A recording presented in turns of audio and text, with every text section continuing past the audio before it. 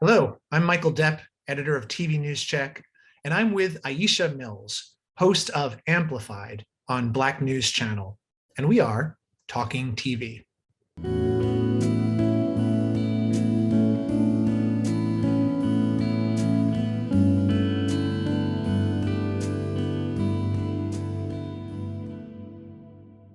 Talking TV is made possible by Making the Media, a podcast from Avid exploring the forces that shape the media, news, and entertainment business. The latest episode tackles the subjects of diversity and inclusion within the TV industry. Host Craig Wilson talks with Deborah Williams, Executive Director of the Creative Diversity Network in the UK. Making the Media is available on Spotify, Google Podcasts, Anchor FM, and other podcast platforms. Welcome, Aisha. Thank you for having me. Glad to be here. I'm very happy to have you. And I should note that you are the host of Amplified with Aisha Mills. It's a new primetime show on Black News Channel that debuted last month. It airs weeknights at 7 p.m. Eastern. For those who don't know you, you have been a contributing political analyst to CNN. You're currently a fellow at Harvard Kennedy School's Institute of Politics. And you were the first, formerly, I'm sorry, excuse me. And you were the first Black woman to helm the LGBTQ Victory Fund, which is a national organization that has helped hundreds of LGBTQ leaders to political office. And now this new show. So what do you aim to do with it?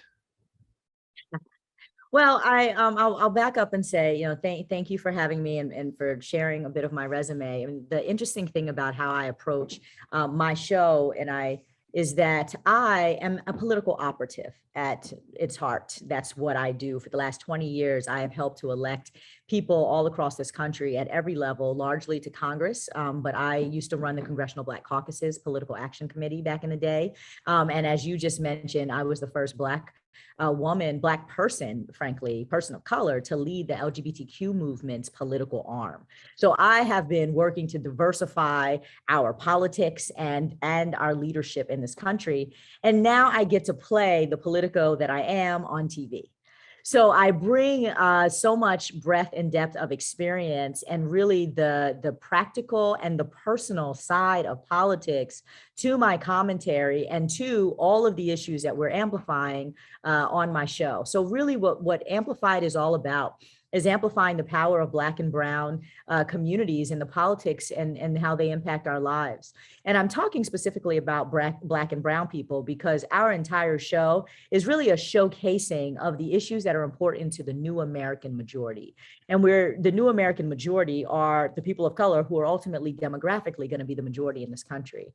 So we're in the crux of this demographic shift right now in America. And our show is amplifying all of the growing pains, the fits and the starts, the politics, the power grabs, the discrimination, and all the things that are festering up and the conflict around the shifting demographics in this country. And the tone and the energy of Amplified is really one that isn't just about diagnosing problems and being down in the dumps and frustrated and angry, but we're also talking about the solution. So I like to amplify great things that people are doing on the ground to literally change their communities and to shift the politics and the policies that affect our lives.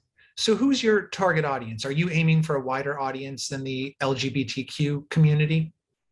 Well, this is not an LGBTQ show. I mean, I happen to be a lesbian, but Black News Channel, BNC, so entire market is focused on lifting up the stories of Black and Brown communities. And so certainly our viewership is mixed. What I have always found doing this work through a racial justice lens, as I have for so many years, is that as much as I get to amplify the perspectives and the opinions and ideas of Black people in my community, and certainly queer people, Latinx folks, et cetera, it is also really instructive for white people to be engaged with our content as a way to understand what's happening in our communities from a very diverse lens.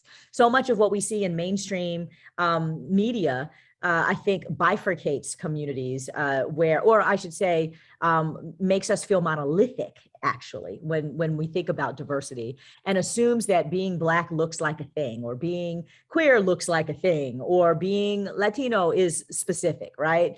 And the consequence of that is that there's often a limit in the range and the depth of the way that you can have conversations on current affairs as they relate to individual communities, because in mainstream media, sometimes they're really wedged. What I get to do at Amplified as a Black woman who happens to be a lesbian and is at a network that is very much focused on amplifying all of our stories, is I get to tell the colorful, interesting, nuanced depth of who we are as a people, what matters to us, and where we're going.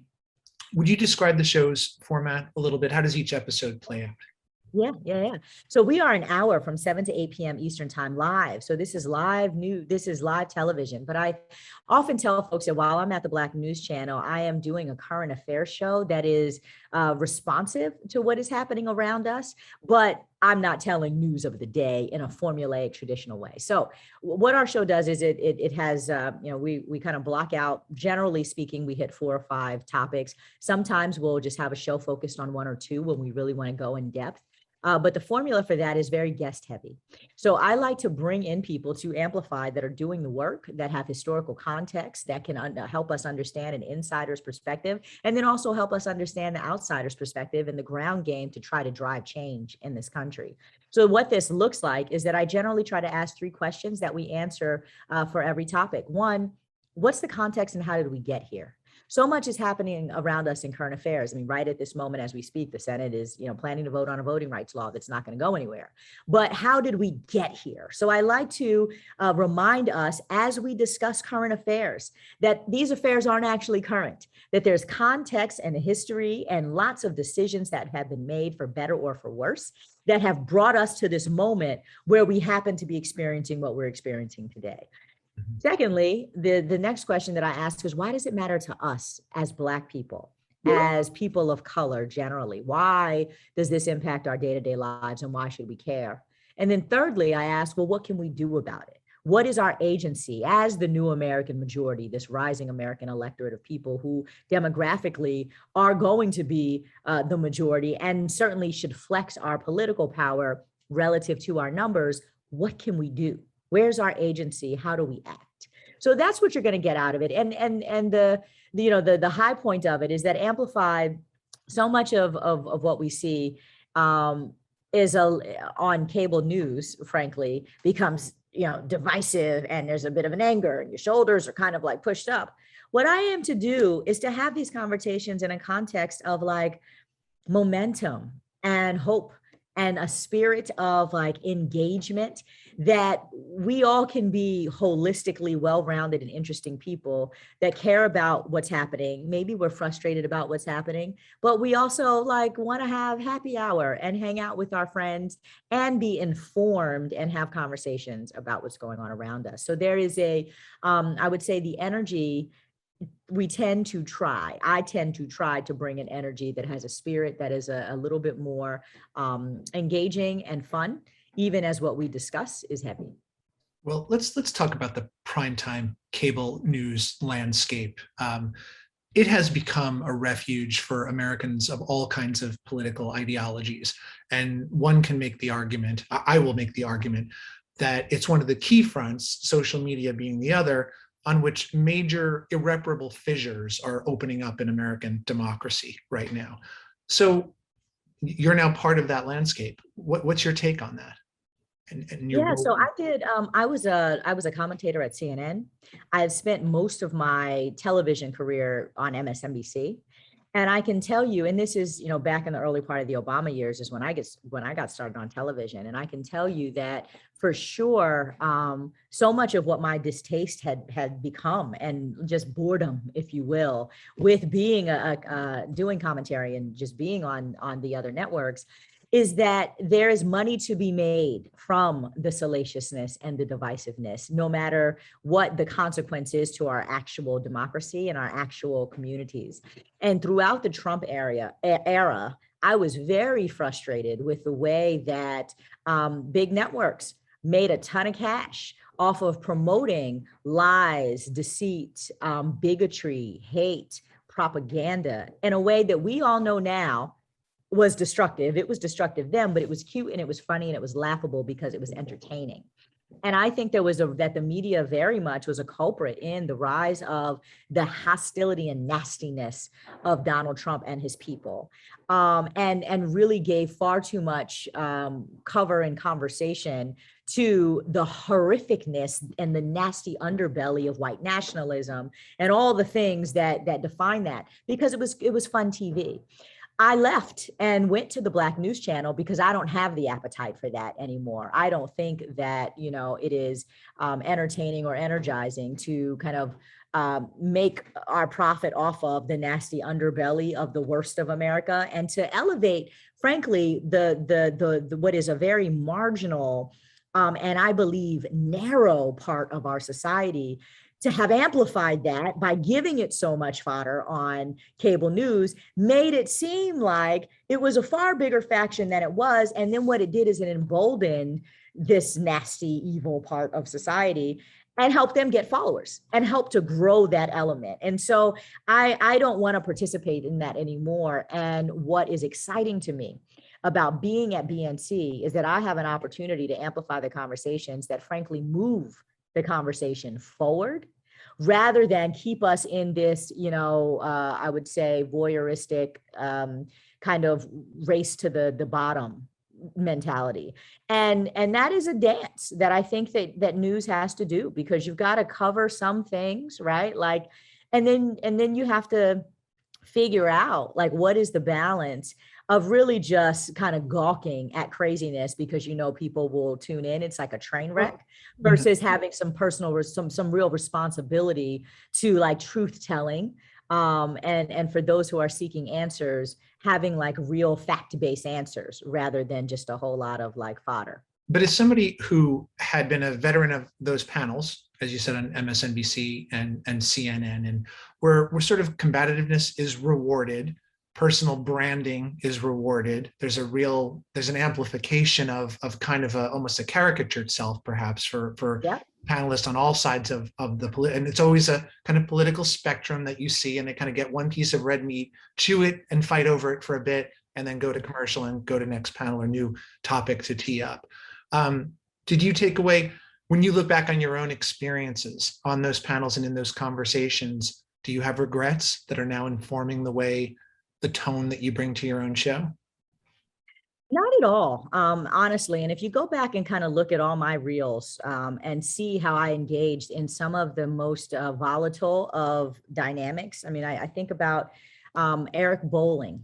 I was on a Canadian, actually it was a British show with Eric Bolling, former Fox News host, who is a very rabid conservative, and had a whole exchange with him that I called out the tomfoolery and the lies and the racism and all the things, and watched him completely do all the things you're talking about that are brand building, the self-righteous kind of like, indignation and standing your ground around things that are really idiotic, which, any 5-year-old would know that it's wrong.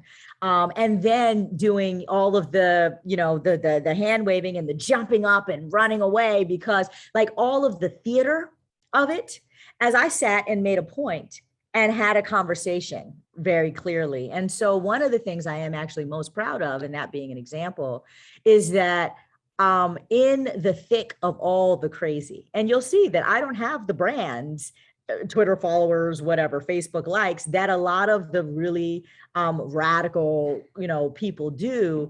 And I feel good about that. And I feel good about it because, as I started off this podcast with you saying, that I am actually a professional, a political professional, and an analyst. I spent 5 years at one of the most profound think tanks in this country. I was a senior fellow at Center for American Progress for 5 years, doing real policy work around intersectional policy analysis around race and gender and orientation, and just thinking about how federal policy could do better from a civil rights perspective and an access perspective for marginalized peoples, and driving those policy changes through the Obama administration. So I come to this from a real perspective of doing and being in the trenches and really trying to move thought leadership to have change. I don't come to this in a way that my engagement is about the theater. Okay. And so much of what I've learned is that that's not at all the way that I want to show up, which is what's so exciting about Amplified, is that we don't do that on our show. Let's be fair, though, that the left-leaning hosts adopt the same kind of histrionic performative elements that the right does too. So one sees that across the spectrum perhaps it's sometimes. Totally will agree with you that all of it is theater and all of it is about ratings. Will disagree with you about the performance and the rhetoric and all of those things, right? So the left is not promoting lies and like calling people names and saying like nasty things in the same way. But yes, it's all a divulging, in my opinion, of actual conversation, and neither side does it perfectly. But certainly in America, there is one side that is in a place of doing harm and another side that's in a place of just doing ridiculousness, right? And all of it, for me, you asked, kind of what my lesson was, is that I am very grateful for this platform and this opportunity that I have now, where we don't have to act out what those industry standards are. We can actually come with far more of an intellectual, passionate vigor to our conversations than I have been in those dynamics that didn't afford the opportunity for. Well, just to tell you, I had a Fox News anchor on a week or two ago, and kind of confronted him with the absolute lies that the opinion hosts have given countenance to around the vaccine and the January 6th insurrection, and so certainly I'm calling Fox to the table, to account, as well as anybody else would, in this landscape. So how do you now reach the broadest possible audience? If you want to, you're on Black News Channel, and I haven't checked in with its ratings of late, but it's a new channel still. It's just over a year or so old, maybe 2 years almost. So it's still trying to find its audience, and as is your show, which is just over a month old or thereabouts. So how are you going to try to bring in the most diverse possible audience so you're not just preaching to acquire politically, but rather finding a broader cross-section of American viewers? Yeah, Michael, thank you for that question, because I've actually thought about this quite a bit. And the reality is that I am not all things for all people. I am not a news anchor or a newscaster that is without opinion, that is trying to reach all of the masses and to convince people of anything, or to try to like inform everyone of everything. And I think where I am at this point, 20 something years into my career, is that, again, not theater, not performative, not necessarily just trying to be on TV because look at me, and I just want everybody to see me and hear me, is that I know that what we're doing is we are amplifying real conversations about social justice, about civil rights, about politics and policies impacting Black and brown people. And that maybe that is not for all of the mass consumers to just want to hear this information. I hope that a lot of people will tune in, but it is not at all. And I will share this from my political point of view as well, as how, in terms of how I function and operate around campaigns.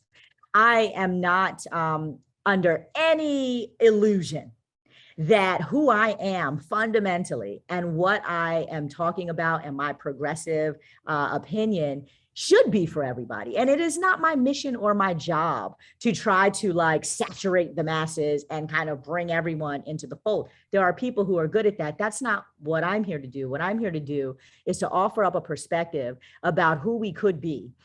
Maybe sometimes it may feel a little Pollyanna-ish, because I do think that we have more in common than we don't, and that there's a better angel out there, that we should be all gravitating for. For me, the language I use around that is about inclusion, is about justice, is about equity.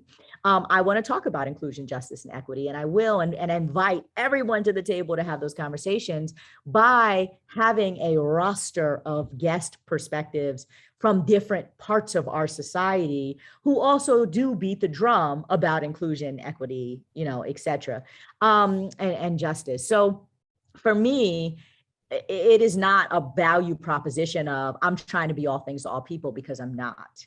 And I would say that also about the politics of the thing. One of the things that frustrates me to death are moderates who move no one. Who, my grandmother, who is from South Carolina, who raised me, she would say that if you don't stand for something, you're going to fall for anything. And I take that to heart in the way that I show up and how I present my work and my politics, and that I don't think that there's kind of a come one, come all sense of like, we're going to be so blanketed neutral and casting such a wide net that there's a whole lot of meaning to that at the end of the day. And so I have to say that one of the liberations of my new role, my new job, and my new show that I'm appreciative of is that I don't have to think in those terms of I need to be, what's the broadest net we can cast to get enough. It's like, look, we're going to have a point of view and invite people to see positive, hopeful ideas around inclusion and justice. That is a contribution to our national discourse. It is a contribution. Frankly, we want to drown out some of the contributions that aren't so great. But everyone's not going to agree with it or buy it, and that's fine. But again, we are the new American majority, and our perspective is really, I believe, the majority of this country's sentiment. And so we keep drum beating and providing smart, thoughtful conversations and information and historical analysis, then we'll be doing a service. I think about the media work really as an extension of my own public service of broadening that national discourse and making sure that there's content out there that people can appreciate and learn through. Okay, well, Aisha Mills, the new show is AMplify on Black News Channel, 7:00 p.m. Eastern weekdays. Thank you so much for joining me and talking about the show. I appreciate it. Thank you. Appreciate you. Appreciate being on your show. Cheers. A new episode of Talking TV is available most Fridays on TVNewsCheck.com. You can also listen and subscribe on YouTube, Apple Podcast, Google Podcast, and Spotify. Talking TV is edited by Alyssa Wesley. The music is by Andrew Melenda, and it's produced and hosted by me, Michael Depp. Talking TV is a production of TV News Check.